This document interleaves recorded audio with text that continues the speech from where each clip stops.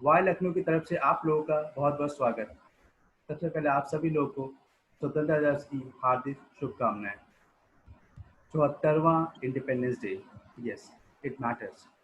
कुछ होता है, कुछ लगता है, और क्योंकि हम जी रहे हैं स्वतंत्र माहौल में। खैर, मैं आगे बढ़ने से पहले आज हम जो हमने हमने वादा किया था, लॉकडाउन अनलॉक बातें। जी हाँ, ये पहला स्वतंत्रता दिवस है जहाँ पे कहीं ना कहीं हम लॉकडाउन को फेस करते हुए चले आ रहे हैं, और कुछ शायद कुछ बुरा हो रहा है, लेकिन हमने हार नहीं मानी। एक स्वतंत्र देश के स्वतंत्र नागरिक के रूप में हम उससे लड़ रहे हैं।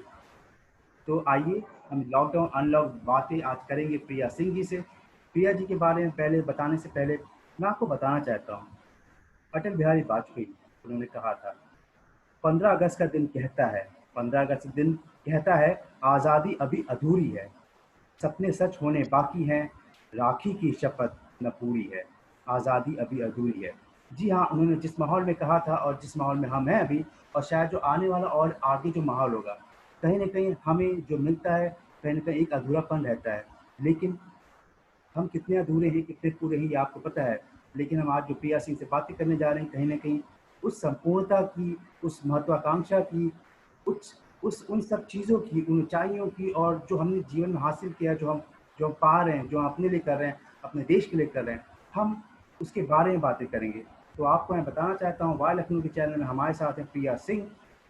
प्रिया सिंह, जैसे कि आप कहते हैं कि आप जो शब्द वायु है उसको उल्टा कर दे तो युवा होता है, तो कहीं न कहीं ये इसका विशेषण है।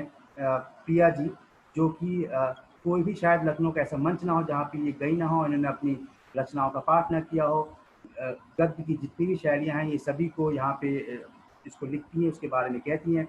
विषय कुछ भी हो, विषय कोरोना हो, स्वतंत्रता दिवस की बात हो, समसामयिक मुद्दों का विषय हो, गज़ल हो, तो प्रिया जी ने उसके बारे में बहुत कुछ लिख रखा है। अब मैं अपनी वाणी को विराम देता हूँ और प्रिया जी का वाई लखनऊ के चैनल में स्वागत करता हूँ। प्रिया जी, आप। बहुत शुक्रिया आशीष जी, मुझे यहाँ बुलाने के लिए। और आप। बहुत अच्छा मौका देखा है आपने। 15 अगस्त हमारे लिए बहुत विशेष दिन है आज का। जी।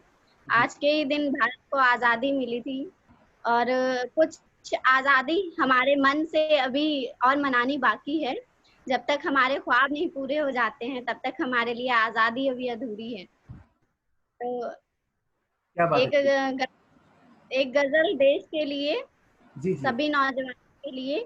तो देखिएगा कि हमें जान से प्यारा हमारा वतन है, हमें जान से प्यारा हमारा वतन है, इसी पे तो कुर्बान मेरा जान तन है, हमें जान से प्यारा हमारा वतन है, इसी पे तो कुर्बान मेरा जान तन है। कि भारत को जिसने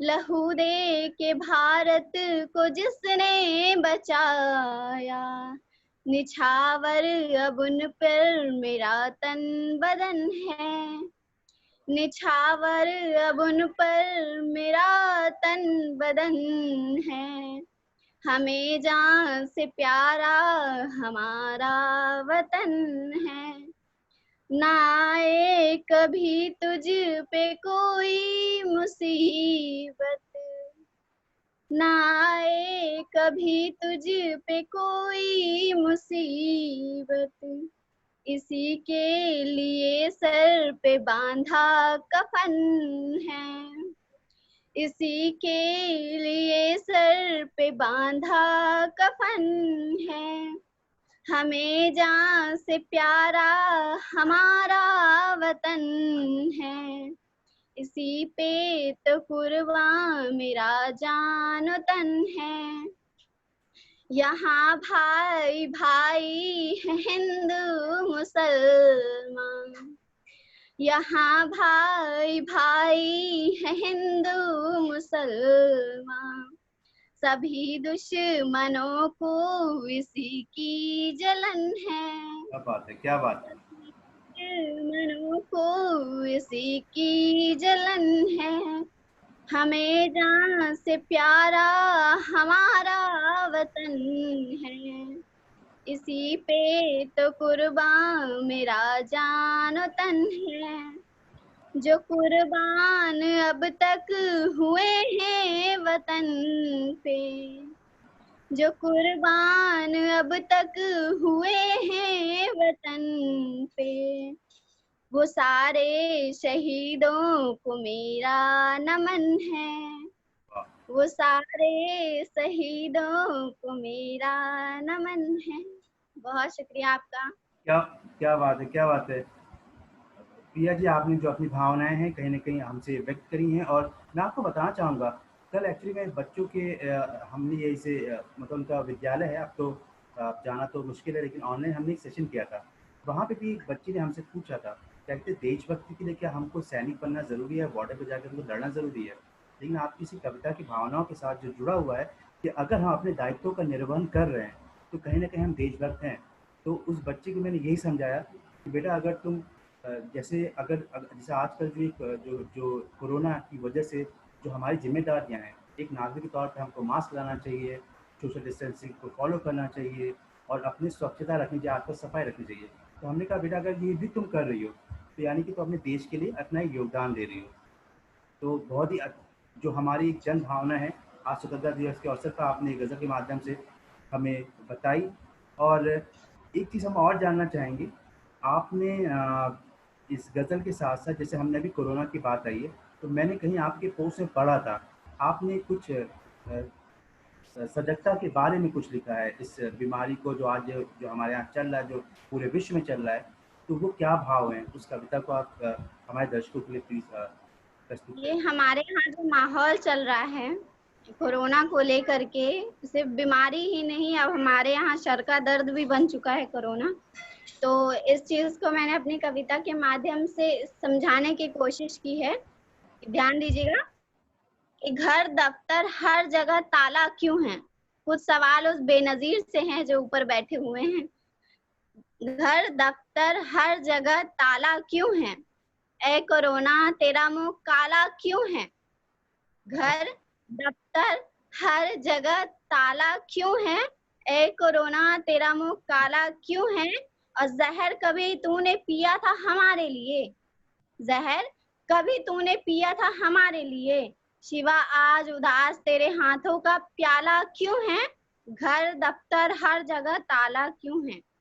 कहाँ दुआओं में अपनी खैर मांगेंगे, कहाँ दुआओं में अपनी खैर मांगेंगे।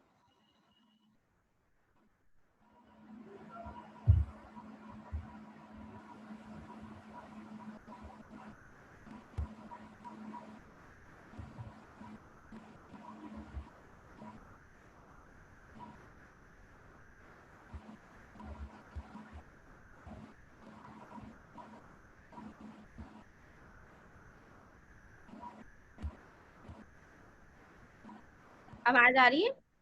जी हाँ, जी हाँ। ठीक है, तो मैं फिर से स्टार्ट करती हूँ ना कि घर दफ्तर हर जगह ताला क्यों है, घर दफ्तर हर जगह ताला क्यों है, ए कोरोना तेरा मुंह काला क्यों है। जहर कभी तूने पिया था हमारे लिए, जहर कभी तूने पिया था हमारे लिए, शिवा आज उदास तेरे हाथों का प्याला क्यों है, ए कोरोना तेरा मुंह काला क्यों है। कहाँ दुआओं में अपनी खैर मांगेंगे, कहाँ दुआओं में अपनी खैर मांगेंगे, बंद गिरजा मस्जिद शिवाला क्यों है, ए कोरोना तेरा मुंह काला क्यों है। जरूरतमंद मर रहे हैं भूखे सड़कों पर, जरूरतमंद मर रहे हैं भूखे सड़कों पर, गरीबी के पेट पर ही ये भाला क्यों है, ए कोरोना तेरा मुंह काला क्यों है। देश मुसीबत में है मानते हैं हम भी, देश मुसीबत में है मानते हैं हम भी, हमने बंद कमरे में खुद को उबाला क्यों है, ए कोरोना तेरा मुंह काला क्यों है। देश के खातिर छोड़ दिया सब कुछ, देश के खातिर छोड़ दिया सब कुछ, लॉकडाउन की फिर ये माला क्यों है, ए कोरोना तेरा मुंह काला क्यों है। अर्थव्यवस्था शराब से बढ़ जाएगी। बीच में ये शराब वाली जो बात आई है वो आप समझ सकते हैं किस माहौल से रिलेटेड होगी कि अर्थव्यवस्था शराब से बढ़ जाएगी तो बंद मेरे देश की पाठशाला क्यों है, ए कोरोना तेरा मुंह काला क्यों है। क्या बात है। प्रिया तेरा कुछ घाटा मुनाफा नहीं इसमें, प्रिया तेरा कुछ भी घाटा मुनाफा नहीं इसमें, तो तेरे अंदर उठती ये ज्वाला क्यों है, ए कोरोना तेरा मुंह काला क्यों है। बहुत शुक्रिया।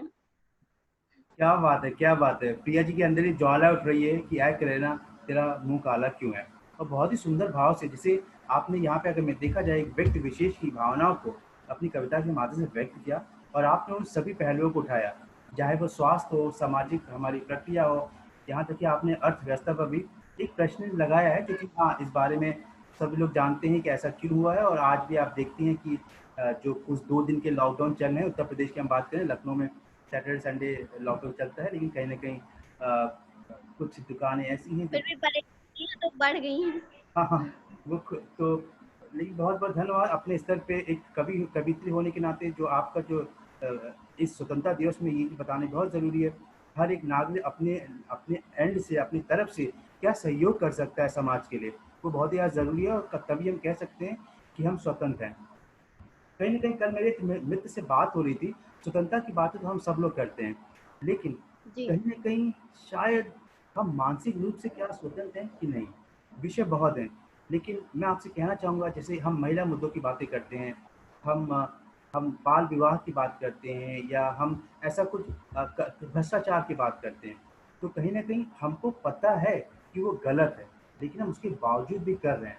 तो कहीं ना कहीं हम 74वां स्वतंत्रता दिवस, जी जी फिर भी जी, तो यानी मानसिक मानसिक स्वतः आप क्या कहना चाहेंगे, मानसिक ये जो हमारी जो परतंत्रता है, उससे हम कब स्वतंत्र होंगे।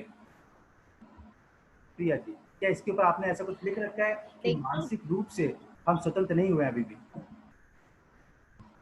जी जी बिल्कुल। देखिए ये एक बहुत कड़वी सच्चाई है जो इंसान को एक्सेप्ट करनी चाहिए कि जब तक इंसान खुद में परिवर्तन नहीं चाहता है तब तक वो किसी को नहीं बदल सकता है। समाज बदलने के लिए पहले खुद का बदलना बहुत जरूरी होता है। नसीहतें बहुत लोग देते हैं कि ऐसे होना चाहिए, ऐसे होना चाहिए, लेकिन कदम आगे नहीं बढ़ाते सही करने के लिए, सिर्फ राय देते हैं। तो राय परफेक्ट सोल्यूशन नहीं है इस बात का। सोल्यूशन ये है कि उसकी जगह हम वो काम करके दिखा दें जिससे इस चीज का हल निकले, इस बात का कोई उपाय हो और मुझे देख के दूसरा बंदा भी ये चीज सीखे।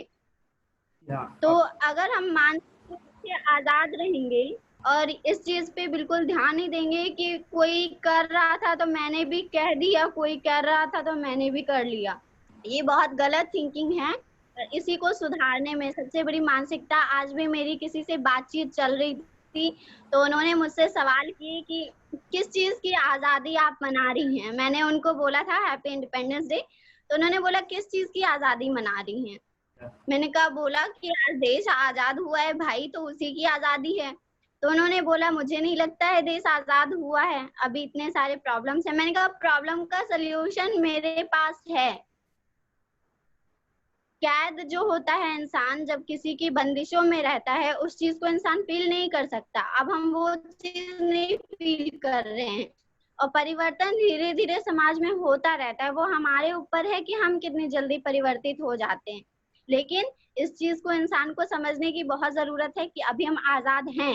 और जब हम ये चीज सोच लेंगे आजाद हैं तो फिर आजादी अपने आप माइंड में सेट हो जाएगी। और फिर हम और कुछ लोग जिनको आजादी का मतलब सिर्फ गलत ही लगता है उसको गलत तरीके से मोड़ दे देते हैं, वो भी बहुत गलत चीज है कि आजादी को अच्छे से वो करिए। आजादी सिर्फ मतलब ये नहीं है कि आवारागर्दी करने के लिए या गलत चीजों का सपोर्ट करने के लिए अगर हमें परमिशन मिल गई तो उसी चीज को हम आजादी कहेंगे, नहीं।